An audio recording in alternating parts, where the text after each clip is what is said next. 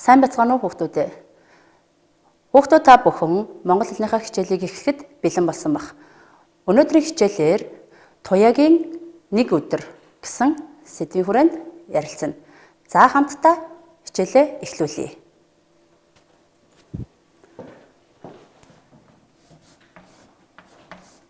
Дөрөвдүгээр сарын 1. За сэдв нь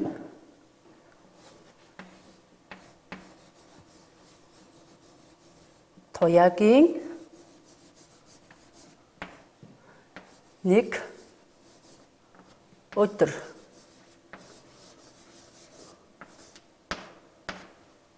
За хүүхдүүд та бүхэн сэдвээ бичээрэй.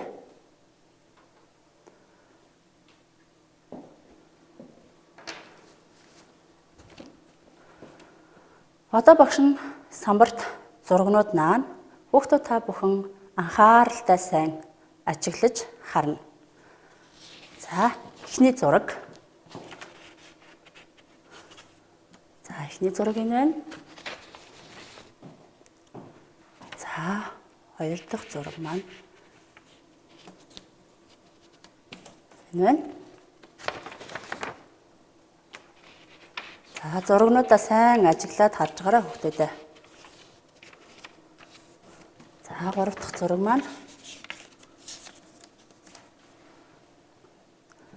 За зургнуудаа маш сайн ажиглаж хараарай.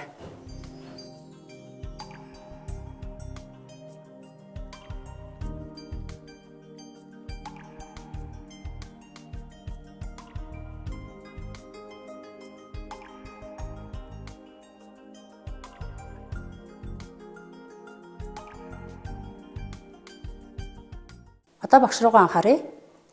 Туяа юу хийсэн бэ? За. Туяа юу хийсэн талаар гэрийнхэнтэйгээ ярилцаарай. Цэцэг тарихад ямар дарааллаар тарьдаг юм бол? Цэцэг тарих дарааллыг мөн гэрийнхэнтэйгээ ярилцаарай. Сая бид 4 зураг ажигласан байгаа шүү дээ.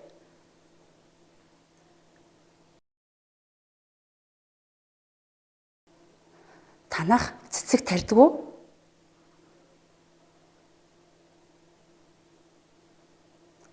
Цэцэг тарих нь ямар сайн талтай юм лээ хүүхдүүд.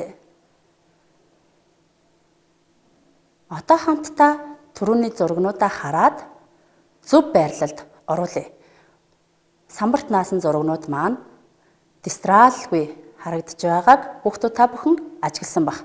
Одоо хамтдаа дистраллыг зөв болгоё.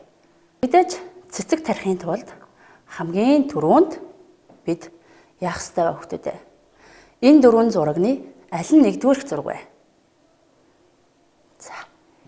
Хүүхдүүд та бүхэн энийг 1 гэж бодож байгаах. Хоёр дахь зураг нь аль вэ? Хоёр дахь зураг нь сайн ажиглаж харъя. Энд цэцэг нь ургацсан байна, энд усалж байна, энд яаж ийн хүүхдүүд? За тэгвэл хоёр дахь зураг маань энэ байсан бах нэ. Одоо тэгвэл 3 дахь зураг нь аль вэ? 3 дахь зураг нь за энд байна. Тэгвэл хамгийн сүүлийн зураг маань энд байсан бах нэ. За хамтдаа зургаад дугаарлаж зөв байрлалд орууллаа. Одоо дэлгэцэнд анхаарлаа хандуулъя. За зурагт огрох өгүүлбэр зохиоё. Хүүхдүүд та бүхэн эхний зураг гарч ирж байгааг харж байна. Бидний түрүүний дугаарсан 1-р зураг байна. За энэ зурганд тохирох өгүүлбэрийг хүүхдүүд та бүхэн дэвтэртээ бичнэ.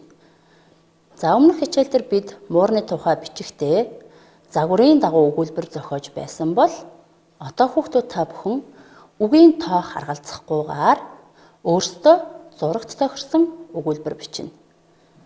За эхний зургаа ажиглаж байгаад нэг өгүүлбэр бичье. Тухайн зурагт ямар өгүүлбэр тохирох вэ? За туяа юу барьсан байна? Туяагийн өмнө юу харагдаж байна? За тэр Тэр савны хажууд бас юу байна? Туяа юу хийхээр бэлдэж байгаа юм бэл?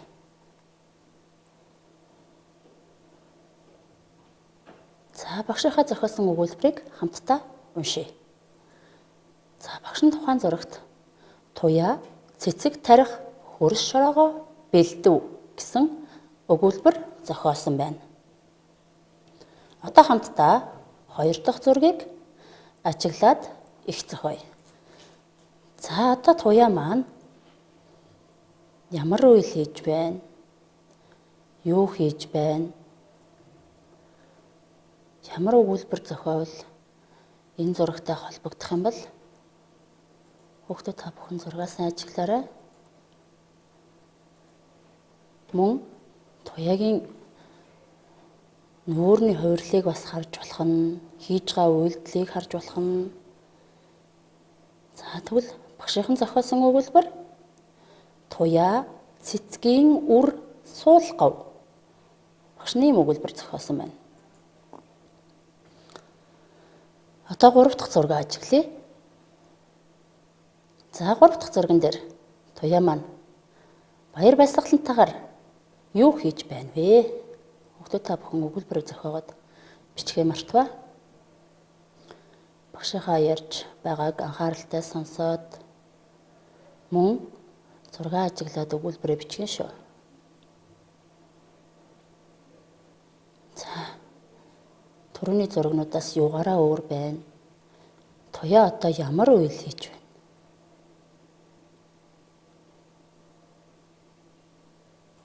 Одоо хамтдаа багшийнхаа зохиосон өгүүлбэрийг уншъя.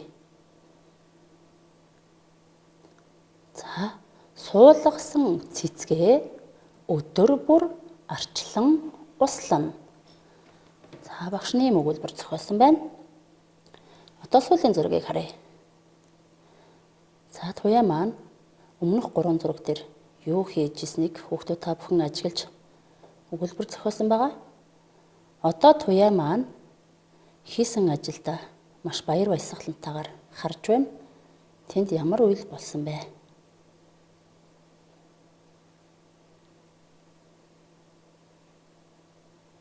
За одоо багшийнхаа өгүүлбэрийг хамтдаа уншъя. Туяагийн тарьсан цэцэг маш гоё ургалаа. Багшны өгүүлбэр зохиосон байна. Хүүхдүүд та бүхэн заавал багшийнхтайгаа адил өгүүлбэр байх албагүй. Өөрсдөө зургаа харж байгаад ямар өгүүлбэр зохиосон бэ гэдгээ ажиглаж харна. Одоо тэгвэл багшийнхаа зохиосон өгүүлбэрүүдийг хамтдаа дахин нэг уншиж үзье. За эхний өгүүлбэр туяа цэцэг тарих хөрс шороогоо бэлдэв. Хамтдаа уншаад яваарай. Туяа цэцгийн үрээ суулгав. 3 дахь өгүүлбэр суулгасан цэцгээ өдөр бүр арчлан услана. Хамгийн сүүлийн өгүүлбэр туяагийн тарьсан цэцэг маш гоё ургалаа. Одоо багштайгаа хамт саяны өгүүлбэрүүдийг их болгосныг уншъя.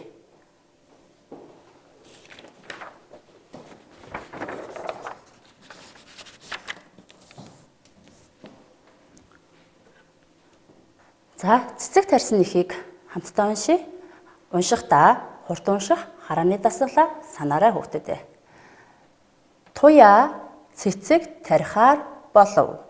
Хөрс шороогоо бэлдэж саванд хийлээ. Туяа шороонд үрээ суулгав. Тарьсан цэцгээ өдөр бүр усалж байнга арчлана. Туяагийн тарьсан цэцэг маш гоё ургалаа. Тэр үнэхээр их баяртай байв. За ихээ сайтар ажиглаарай хүүхдүүдээ. Шороогоо гэдгийг яагаад ингэж бичсэн юм болоо? За тэгвэл бид шороо гэдэг үгийг энд бичээд гоо гэдгийг энд бичсэн байна. Бид нарыг бичиж байх явцад хэрвээ мөрд багтахгүй бол бид мөр шилжүүлдэг. Гэхдээ хүүхдүүд та бүхэн мөрийн төгсгөлд нэг их шиг үсэг орхидгүй гэдгээ сайн санаарай. За мөн энэ доор багш нь туяа гийн гэд таслаад бичсэн байна. Яагаад таслаж бичсэн юм бэ? Мөн бидний өмнө утсан хичээлтэй холбоотой үг байгаа. Туяа гэдэг өөрөө ямар үг вэ? Зүйтэй эр үг. Эр үгэнд бид нар ийн гэд эм үгийн ийдээ залгуур залгасан байна. За тэгэхээр бид туяа ийн гэж уншиж болохгүй учраас энэ дунд г гийгүүлэгчийг бичиж туяагийн гэдэг утгатай үг болгож уншдаг байх нь шүү. Эр үгэнд бид эр үгийн и бичдэг гэж үзсэн боловч г-гээр төгссөн үгэнд эм үгийн и залгадаг шүү дээ. За одоо багшийнхаа самбарт харуулах үгсийг хичээнгүү цэвэр бичнэ. Бичихтэй үеэр зааглан бичнэ шүү. Эхний үг суулгав. Дараагийн үг байнга. Дараагийн үг арчлан. Дараагийн үг ургалаа. За хүүхдүүд та бүхэн үеэр зааглаж бичгээ мартав. Суулгав гэдэг үгийг яаж үеэр тасалдаг юм бол? Байнга гэдэг үгийг яаж таслах вэ? Арчлан. Ургалаа.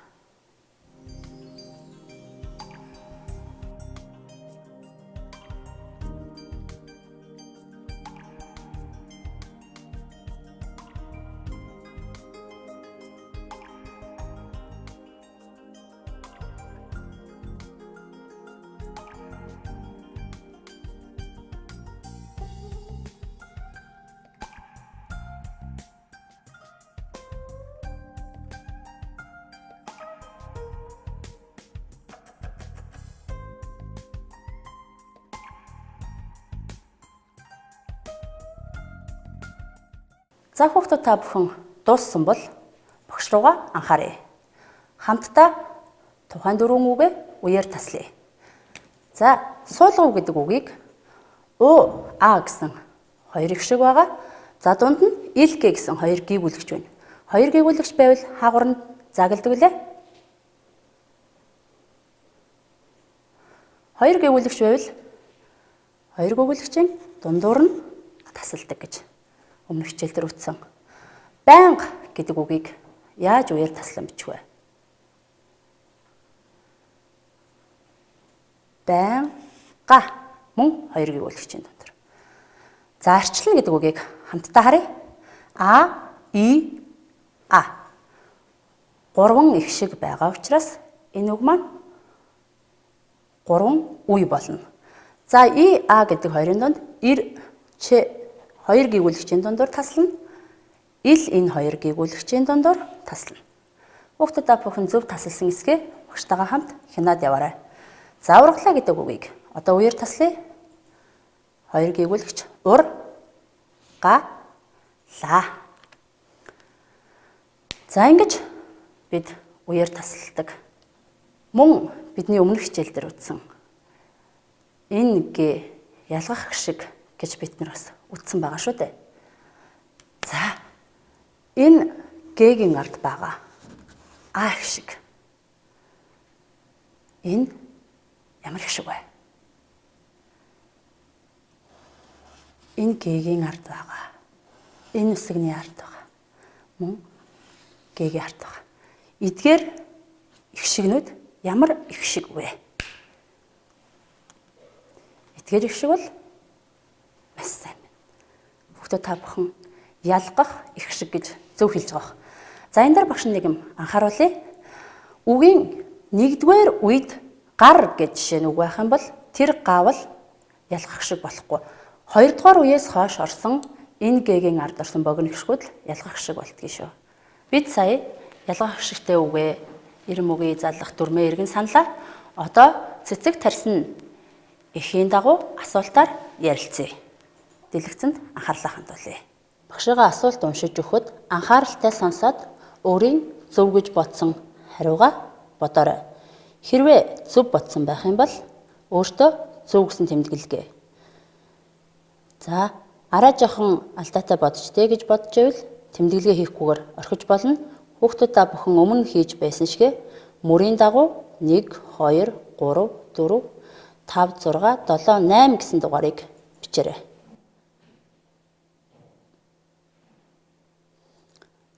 За, хүүхдүүд та бүхэнд анхааруулахад заавал багшийнхаа хариулттай үг бүршлэн таарах албагүй гэрийнхэнтэйгээ хамтраад ярилцаад явна шүү. Эхний асуулт: Туяа юу тарьсан бэ? За, багшийн хариулт: Туяа цэцэг тарьсан. Хүүхдүүд та бүхэн юу гэж бодсон бэ? Хоёр дахь асуулт: Цэцэг тарихдаа юу бэлдэх вэ? Цэцэг тарихдаа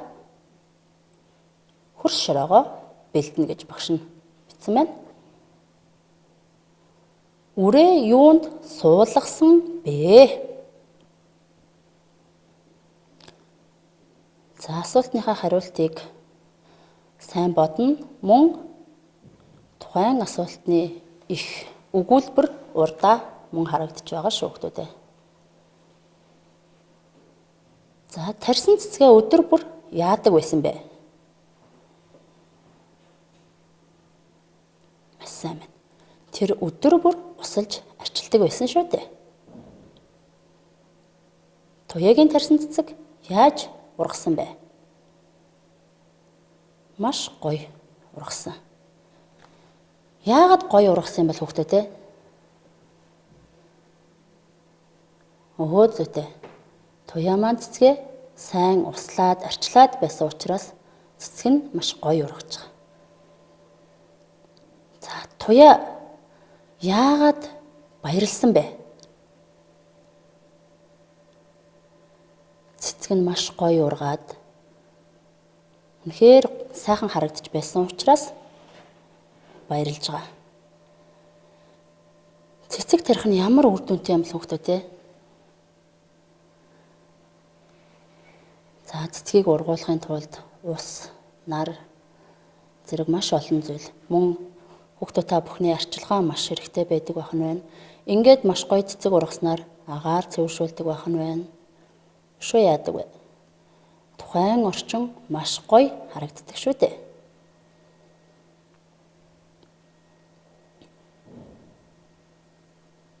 За, одоо дараах зургуудыг үгтэй зөв харгалзуулъя. Хүүхдүүд та бүхэн багны дагуу босоогоор 1, 2, 3, 4. За, дунд нь холбох зай орхиод А, Б, В, Г гэсэн үсгүүдийг тавиарай. За, эхний зураг. За, юу хийж байна вэ? Бид түрүүн ярилцсан байгаа. За, А нь шороогоо бэлдэх, Б нь үрээ суулгах, В нь цэцгээ арчлах, Г нь цэцэг бүрэн ургах гэсэн дөрвөн хариултын алинтай тохирох вэ? Хүүхдүүд та бүхэн 1 гэсэн дугаараас тохирох хариулт руу зөв харгалзуулаарай. Хоёр дахь зураг. За, дараагийнх нь 3 дахь зураг нь. За, 4 дахь зургийг ажиглая.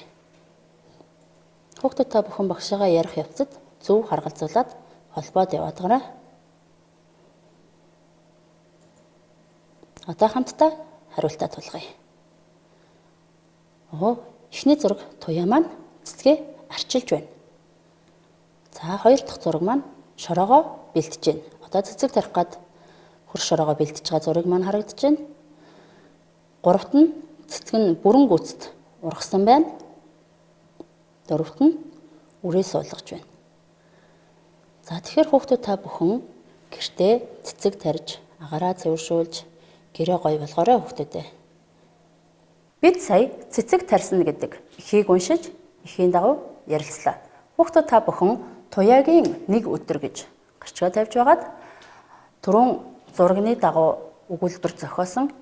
Одоо хүүхдүүд та бүхэн их болгож бичээрэй. За ингээд хичээлд идэвхтэй оролцсон хүүхдүүдтэй баярлалаа.